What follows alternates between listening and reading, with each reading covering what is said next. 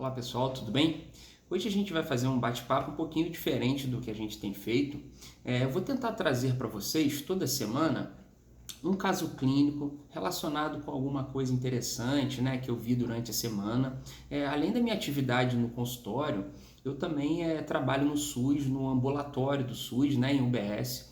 E isso dá uma experiência profissional assim, muito bacana, né, porque a gente consegue ver muito caso, tem muito caso interessante. Dos mais comuns, o corriqueiro, né? E as coisas até que saem um pouquinho fora da curva, tá? E essa semana eu tive a oportunidade na quarta-feira de assistir um paciente que veio com um encaminhamento para o ambulatório de cardiologia, tá? E é o seguinte, vou falar aqui, obviamente, preservando a identidade do paciente e tudo mais. É basicamente a gente fazer um link do que eu quero conversar com vocês. Então era um paciente de 43 anos, tá? Que ele sofreu um infarto agudo do miocárdio no ano passado, com 42 anos, tá? Ele era tabagista, obeso e hipertenso, tá? E a história familiar dele, o pai dele também tinha infartado aos 45 anos, tá bom? E qual foi o grande diferencial aqui desse caso? Foi o seguinte, ele na verdade, ele desenvolveu uma cardiopatia isquêmica e um comprometimento muito grande da função cardíaca dele, tá? A fração de ejeção do coração desse paciente foi de 27%, é muito baixo. Para você ter uma ideia, a fração de ejeção normal gira em torno de 60%, tá bom? Então eu vou fazer um link com o quê? Vou conversar com vocês sobre o metabolismo energético do nosso coração e como a gente pode otimizar essa nossa função cardíaca, tá bom? Como exemplo, a gente vai fazer o seguinte, você vai imaginar o seguinte, você está na sua casa, tá bom? Aí tocou a campainha, você foi lá, viu, não tinha nenhuma pessoa, mas no chão tinha uma caixinha com um animalzinho que você não conhecia, mas você achou aquele animalzinho tão bonitinho que você falou assim, pô, quero cuidar dele, quero ficar com ele. Aí o que você vai fazer? Você vai no veterinário e você vai basicamente fazer duas perguntas. Que bicho é esse e o que ele come? Porque se você quer cuidar, você precisa saber do que ele se alimenta, não é verdade? E por que a gente não faz essa mesma pergunta com o nosso coração? Então vamos entender isso aí, como é que funciona, tá bom? Para você nutrir o seu coração, você precisa gerar energia para ele trabalhar. A gente sabe que o nosso coração, ele começou a bater, nossa, às vezes sua mãe nem sabia que estava grávida e o seu coraçãozinho já estava batendo. Lá na segunda semana do período embrionário, você já tem um sistema cardiovascular, você já consegue ouvir numa ultrassonografia obstétrica o coraçãozinho do bebê. Perfeito? E ele continua batendo, ele começou a bater lá e ele continua batendo o resto da vida. Se você viver 100 anos, ele vai ter que ficar 100 anos batendo. Então, o metabolismo energético do seu coração é fundamental, tanto para a sua longevidade quanto para a sua qualidade de vida. Tá bom? Como é que isso funciona? Então, a gente sabe que a gente consegue gerar energia através do carboidrato e através da glicose.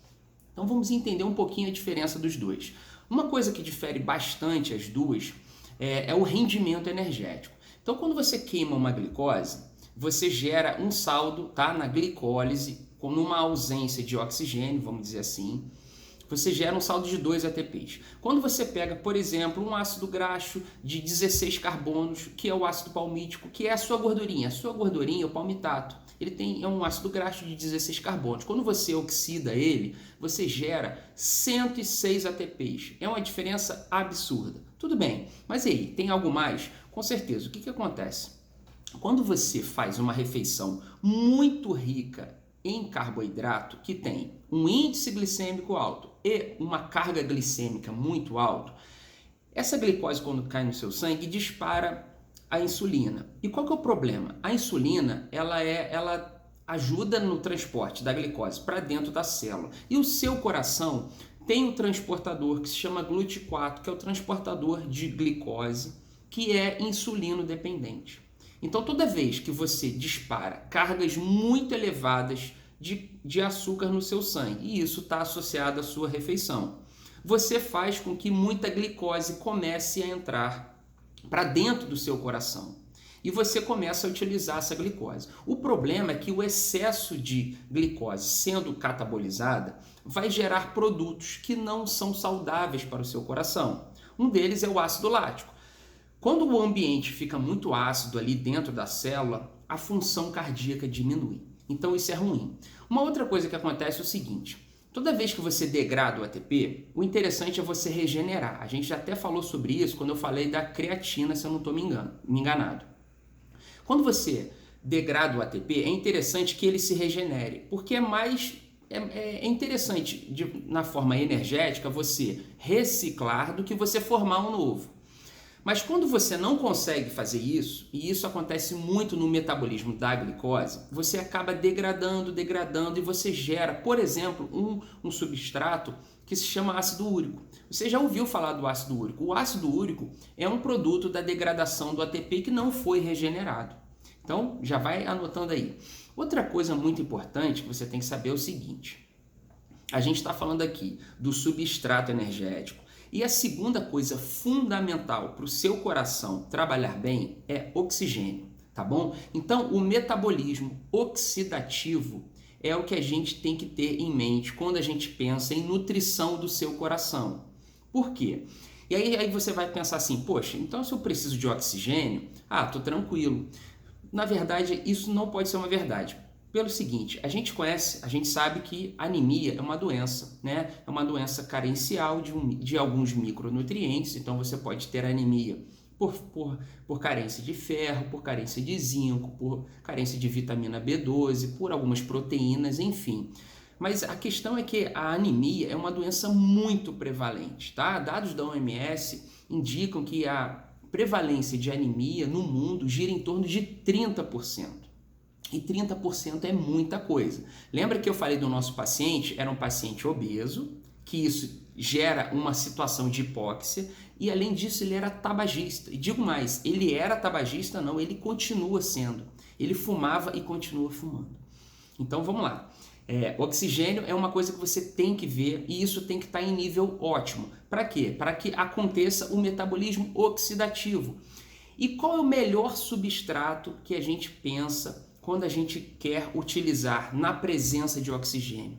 É a gordura, tá bom? Então, quando a gente percebe o metabolismo energético do nosso coração, a gente percebe que corpos cetônicos e ácidos graxos livres são a principal fonte do coração. Tanto é que o coração até tem uma capa de gordura que envolta ele.